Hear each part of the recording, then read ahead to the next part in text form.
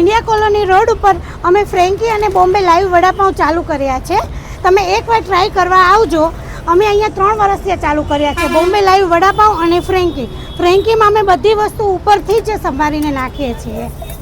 અને અમે આ વખતે નવરાત્રિના ઓર્ડર પણ લેવાના ચાલુ કર્યા છે કે નવરાત્રિના ઓર્ડર અમે 3 વર્ષથી ચાલુ કર્યા છે, પણ અમે નવરાત્રિના ઓર્ડર લેતા નહોતા. અમે આ વર્ષથી નવરાત્રિના ઓર્ડર પણ ચાલુ કર્યા છે.